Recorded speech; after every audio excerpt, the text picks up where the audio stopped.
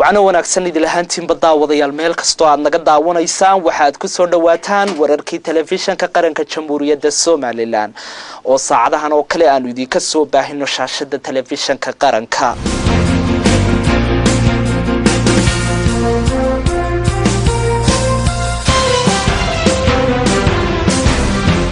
gudida joogtada ah ee golaha wakiilada jamhuuriyadda Soomaaliland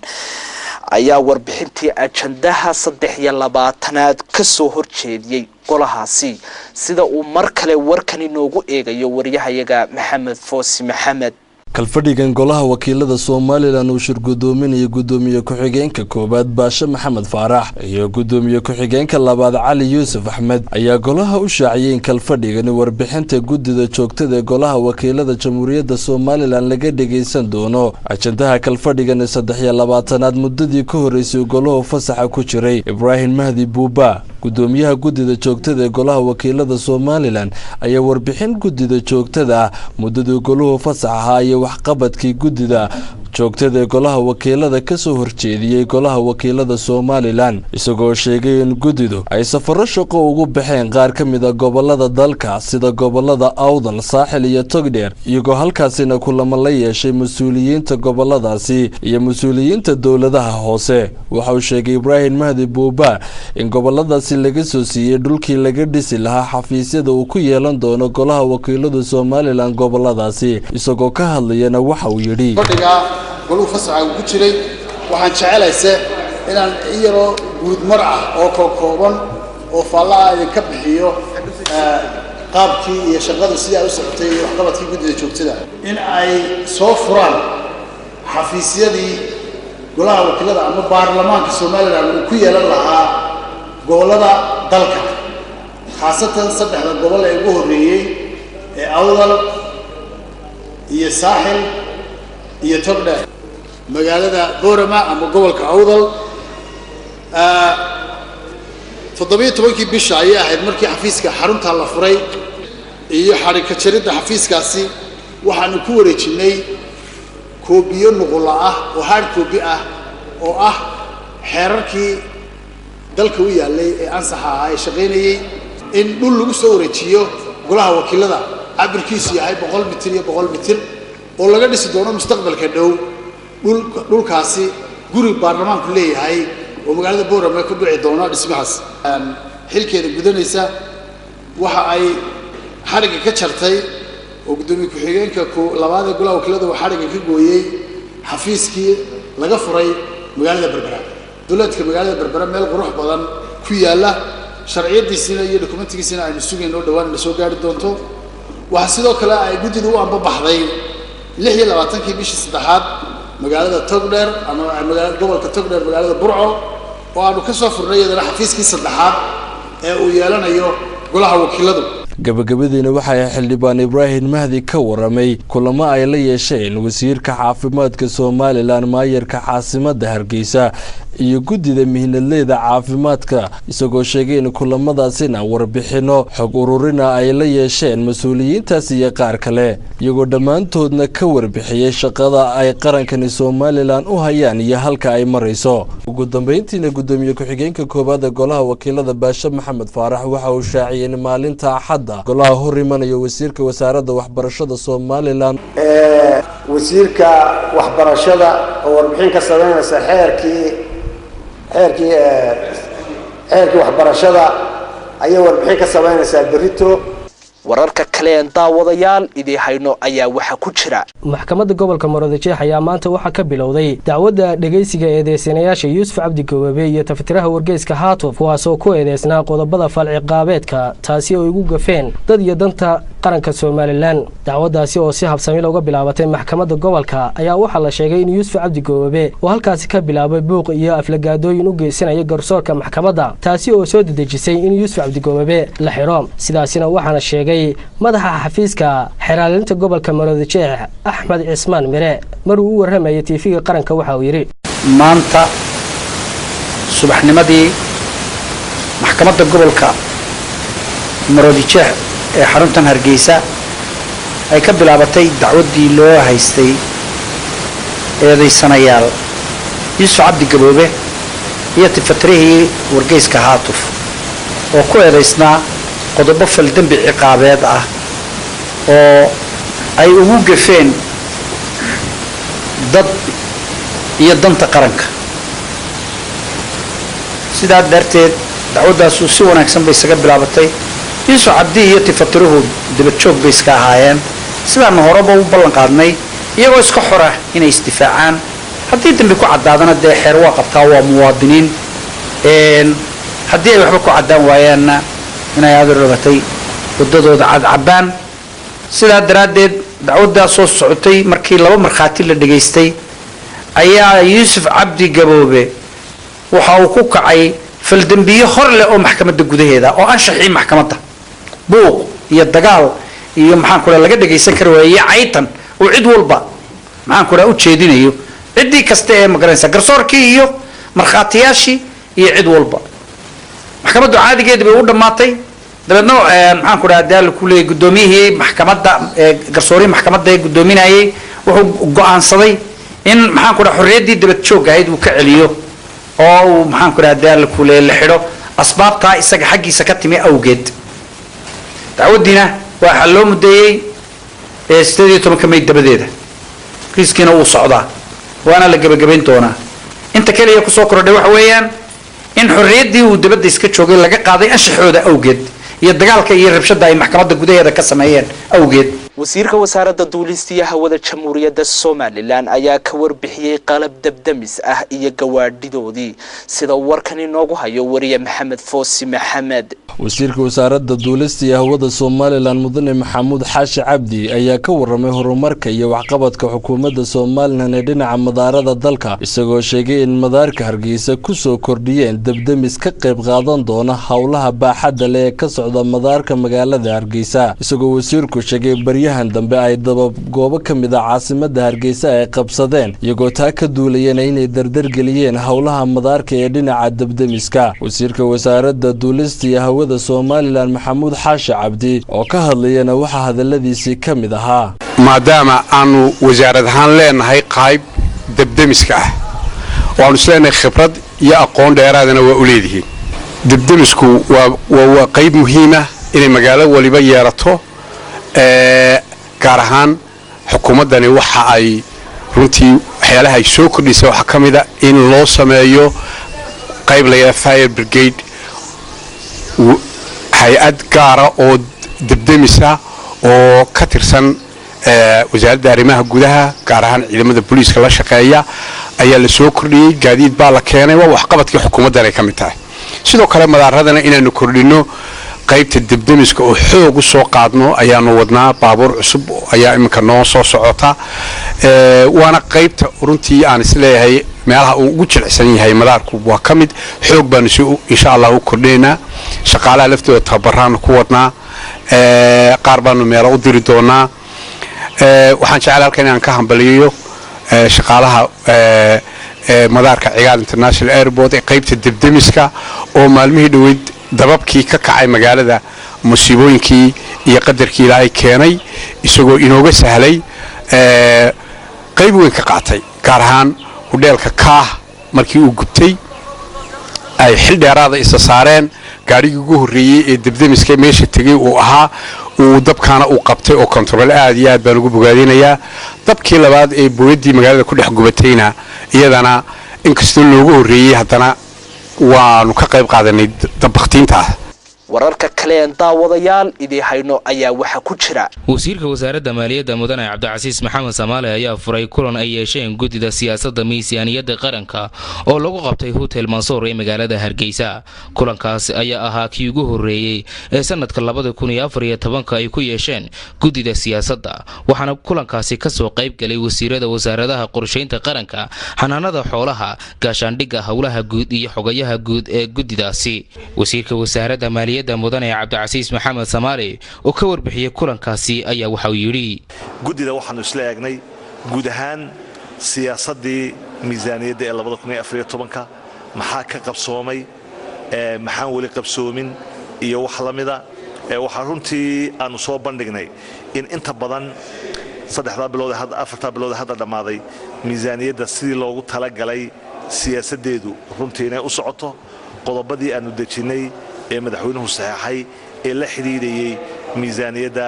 2014 inay sidii aynu doonaynay runtii ay noogu socoto ilaahay baa subxaanahu wa tacaala ku mahadle waxaanu isleenahay guud ahaan hawsha ay wasaaradda maaliyaddu hayso ee la xidhiidha dakhliga dalka ee la xidhiidha kharashka dalka ee la xidhiidha guud ahaan shaqada maaliyaddu in alxamdulillahi rabbil caalamiin ay noo wanaagsan tahay inay meel wanaagsan noo marayso marka waxaan isla qaadanay guddida kabacdi markaanu isla eegnay hawluhu halkay marayaan in sida uu yahay nidaamkayagu 3 biloodba aanu mar isku nimaadno kulan dambaan runtii u balannay maanta kulankii dhacayna waxaanu guud ahaan isla eegnay hawlihii qabsoomay oo dhammaantood runtii farxad noo ah ciidanka ilaalada cashuuraha oo iyaga laftoodu runtii ah ciidan khaasa oo shaqada qabta si gaarana ciidanka runtii booliiska oo iyaga iyo taliyahooduba ay si wanaagsan hawsha noola hayaan ayaanu runtii u mahadnaqaynaa waxaan odhan karaa dakhliga 2014 inkasta oo culays badan miisaaniyadda uu naga haysto oo miisaaniyaddu ay miisaaniyad aad iyo aad runtii u badan ay tahay haddana waxaanu ilaahay ugu mahadnaqaynaa in ku talagalkayagii sida aanu ugu talagalay inay hawshaasi noogu socoto waxa ilaahay mahadiya in dakhligu wanaagsan yahay waxa ilaahay mahadiya in sidaanu doonayna ee hawshaasi runtii ku bilaabantay waxaanu mahadnaqayaa guddiga siyaasadda miisaaniyadda oo runtii ah guddi hawl ballaaran nala haysa shaqo badan wasaaradda maaliyadda la qabata ee naga taageerta sidii aanu miisaaniyadda u heli lahayn naga taageerta sidii aanu siyaasadda miisaaniyadda u hirgelin lahayn nagala hawlgasha guud ahaanba hawlaha ballaaran ee wasaaradda maaliyaddu ay hayso taliyaha ciidanka asluubta jamhuuriyadda Somaliland ayaa kormeer ku soo maray cutubyo ka tirsan ciidanka asluubta jamhuuriyadda Somaliland oo u diyaar garoobaya xuska maalinta qarannimada jamhuuriyadda Somaliland ee 18 May sida uu warkan inoogu hayo wariye Xasan Ismaaciil Xasan Shaah iyadoo 18 May ay maalmo kooban ka harsan yihiin ayaa ciidamada booliiska asluubta iyo milatariguba mid kastaaba waxa uu dhankiisa u sameeyaa dhoolatus iyo tababar ciidameed si uu uga qayb qaato xuska munaasabadda 18 May waxa taadhigeeda mid la mid ah iyaguna ku hawlan isla markaana ku foogan guud ahaanba ururada bulshada qaybaha kala duwan xukuumadda iyo guud ahaanba shacbiga Somaliland hiirtii hore saaka ciidamada asluubta Somaliland oo kamarada telefishinka qaranku ay ku booqatay xarunta ay ku tababaranayaan oo ah garoonka dhalinta ee ku yaala caasimadda Hargeysa ayaanu kula kulanay halkaasi ciidamo tiro badan oo ka tirsan asluubta oo sameynaya dhoolatus military si ay uga qayb qaataan munaasabadda 18 May sanad guuradii 23aad ee ka soo wareegtay qarannimada jamhuuriyadda Somaliland Allah taliyaha ciidamada asluubta sareeyo guuto Maxamed Xuseen Xiirane ayaanu dareenkiisa wax ka weydiinay maraanu kula kulanay halkaasi bismillaahir rahmaanir rahiim ugu horreyn waxaan salaamayaa baada media salaamaya waxaan kula ku xijinayaa salaanta ciidanka asluubta oo diyaar garow ugu jira maalinta weyn ee munaasabadda Eid May dabaaldega oo aan u diyaar garoweyno oo aan ka midnahay ciidamada diyaarka oo ah maalinta mataqaana dhoolatuska ku mari doona mataqaana dabaaldega ilaa waxaan ka barinay maanta ay nabadgelyo u gaarsiiyo annana diyaar garow xooggan galeynaa ciidamada kana waa sida iyo si ka sii daran nin walba maalinta wax weeye waxa looga baahan yahay wixii wadannimo looga baahnaa taasay hadafkaygu yahay waxaan noqon doonaa dilaa ka dhacuud ka muuqata meesha fagaaraha saan uga muuqan jiray iyo si ka sii fiican wararka kale ee daawadayaal idii hayno ayaa waxa ku jira wasiirka kalluumaysiga ee dalka jamhuuriyadda Somaliland Cali Jaamac Faarax ayaa maanta xilka u kala wareejiyay agaasimaha cusub ee dhawaan madaxweynaha jamhuuriyadda Somaliland u magacaabay wasaaradda kalluumaysiga iyo agaasimihii hore ee wasaaradda kalluumaysiga agaasimaha hore ee kalluumaysiga oo ka hadlay kulankan ayaa u mahadnaqay mas'uuliyiinta iyo shaqaalaha wasaaradda waxaana hadaladiisii kamid ahaa wasaaradda hawlihii ay gaadhay ha macnaheedu ma aha qof baa gaadhay laakiin tiimkii wasaaradda kasoo shaqeynayay dhammaan gaadheen inay tahay alxamdulillah rabbil caalamiin wasaarad tirsan maanta macna leh la arkayo la hungureynayo hadalkeedu badan yahay waayo marka shaqo socotaaba wasaarad shuruufeedii hadalkeedu bataa marka agaasime maxamed cilmi walaalo isku magac weynu nahay kusoo dhow wasaaraddan marka shaqaale weynihii wasaaradda kalluumaysiga kalluumaysatada cid kastoo ku shaqeynaysana maxaan u hayaa mahadnaq. dhinaca kalena waxaa halkaasi ka hadlay agaasimaha cusub ee dhowaan madaxweynaha dalka jamhuuriyadda Somaliland u magacaabay wasaaraddaasi kalluumaysiga sidoo kale waxaa kulankan ka hadlay wasiirka kalluumaysiga Cali Jaamac Faarax waxaana hadaladiisa saaka waxaan halkaas ugu nimeynayno agaasimihii hore Maxamed Cilmi aadan iyo agaasimaha cusub ee Maxamed Cilmi Xuseen aanu si kala wareejino shaqadii wasaaradda agaasiga guud ahayd markaan ku hormaro Maxamed Cilmi aadan oo wasaaradda anigu intii aan joogay ugu imisoo agaasimo guud intii dhammaan wada shaqeynayay intii aad baan ugu mahadnaqayaa xilligaan soo wada shaqeynay iyo shaqadii la soo qabtay oo aan aad ugu tilmaamayo inuu ahaa nin aad u firfircoon oo shaqo badan wasaaraddana shaqadeeda iyo horumarkeeda aad ugu dadaali jiray meesha uu tagayna ilaahay idinka waxaan rajaynaynaa in alla u fududeeyo maxamed cilmi aadanna waxaan rajaynaynaa inuu halkii ka sii wadi doono shaqada kana sii dardeligelin doono waxna ku sii dari doono hawsha halkii la marinayay sidaad la socotaan wasaaradda shaqadeeda kulli waa iska dhul hawl adag bay ku jirtaa bad bay ku jirtaa xeeb bay ku jirtaa bacaad iyo buuro rafaad ay ku jirtaa sida saaxiibkii maxaa cilmi waa naga nasiib badan yahay shaqa aan magaalo dhaafayn buu isagu wareegay laakiin bacaadkii iyo muxuu dhulkii la geli jiray iyo rafaadkii insha allah xilligan waa ka raysanaya agaasimaha guud ee wasaaradda dibadejinta jamhuuriyadda Somaliland ayaa kormeer ku soo maray xaafadda Ayaxwan oo roobabkii xagaagu shalay toole ka da'een xaafadaasi agaasimaha guud ee wasaaradda dibadejinta jamhuuriyadda Somaliland ayaa kormeer ballaaran oo ku soo gaala bixiyay dadka barakacayaasha ee ku nool xaafadda Ayax ee magaalada Hargeysa kormeerkan agaasimaha guud waxa uu ka dambeeyay kadib markii roobab la xaalay ka da'ay magaalada Hargeysa ay waxyeelo u geysteen dadka barakacayaasha oo guryahoodii qaar kamid ay duumiyeen roobabkii xalay ka da'ay meelo kamid ah magaalada Hargeysa ugu horreyn waxa goobtaasi ka hadlay agaasimaha guud ee wasaaradda dibadejinta jamhuuriyadda Somaliland waxaanu sheegay ay wadaan sidii ay dadkani gurmad degdeg ah u soo gaarsiin lahaayeen agaasimaha guud arrimahaasi ka hadlay ayaa waxa uu yidhi Ayaxlafoor waxaan u tignay dhibaato ka dhalatay roob weyn oo ku da'ay guryahan Ayaxlafoor waxaa la soo galay oo ay soo galeen 350 ka faa'iidaystay muddo iminkaan ka joogno usbuuc waxaana sababta aan u soo rarnay ahayd in dadka ka faa'iidaystayaashii ay galaan ogaadaan iyaguna soo sheegaan waxa dhiba ee ka jirta guryaha dhexdooda waayo guryuhu waxay xidhnaayeen muddo sannad ku dhow waxaannu keennay halkan oo aannu indhahow ku tusnay dhibaatada ka jirta kontraktoriskii qaatay kontraktka dhinaca kale dadka ku nool xaafadan Ayax ayaa noo sheegay in guryahoodii ay ka dumiyeen roobkii laxaadka lahaa ee ka da'ay magaalada Hargeysa oo ay u baahan yihiin gurmad degdeg ah dadkani arrimahaasi ka hadlaya ayaa waxay yiraahdeen laba roob ay markan ugu helo labadaba khaatiyankaas aan taagno saasan u dhawayna habeen iyo maalin xukuumadda Somaliland inay dadkii guryaha dhistay ee ama hay'adaha ama cid kale ha ahaatee guryaha dhisayay iyagu ee mas'uulka ka ahaa inay dhibaatadan haysata dawladda iyo dibadda iyo dalka cid waliba ay eegto oo dhibkayga hoos loo eego oo dhibaatadan haysata waxna looga qabto sidoo kale waxa xaaladda dadkani ka warbixiyay gudoomiyaha xaafadani oo sheegay in ay goobtani aanay lahayn saldhig booliis iyo meel ay ardaydu wax ku bartaan xukuumadda Somaliland ka codsanayaan in ay baahiyahaasi ay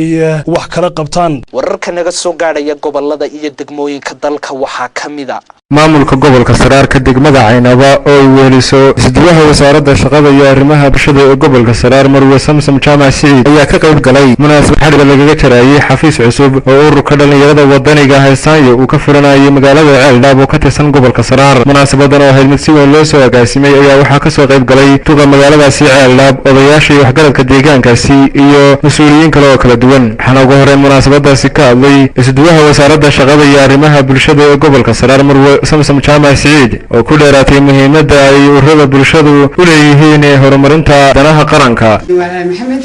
maanta halkan xariga waxa laga jaray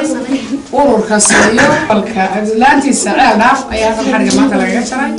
ururkaas oo in badan ba ka soo shaqeynayay gobolka la aasaasayna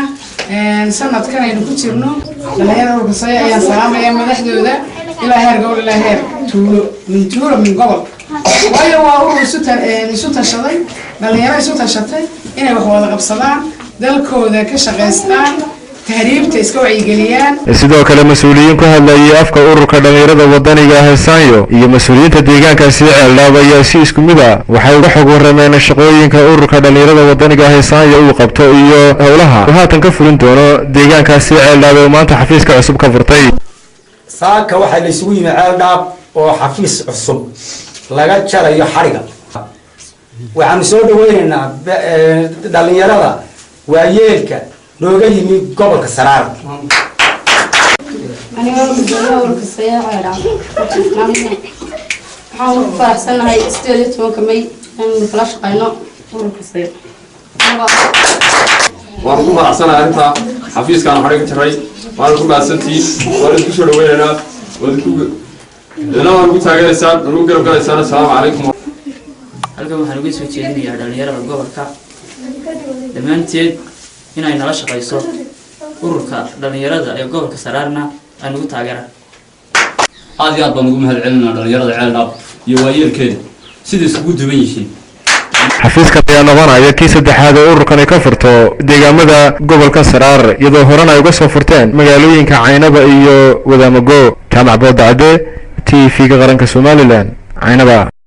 halkaad warkaasi kala socotaan waa telefishanka qaranka Jamhuuriyadda Somaliland istuudiyihiisa dhexe ee magaalada Hargeysa.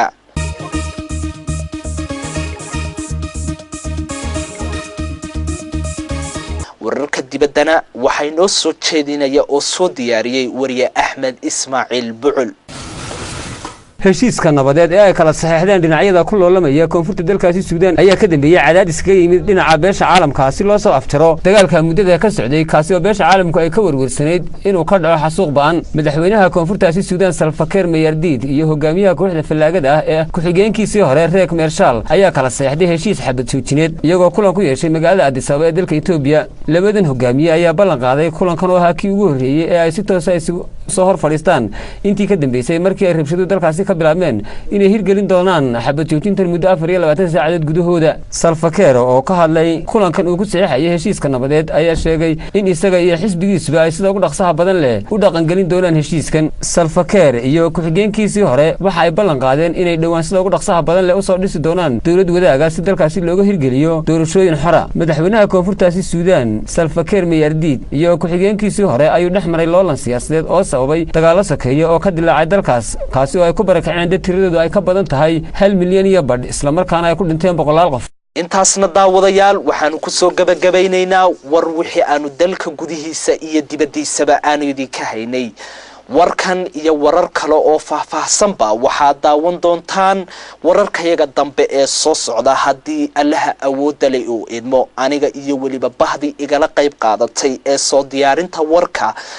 sawirida warka iyo weliba habaynta warku waxaanu idinku dhaafaynaa is aragti maqal dambe ka hor. assalaamu calaykum waraxmatullaahi tacaala wabarakaatu.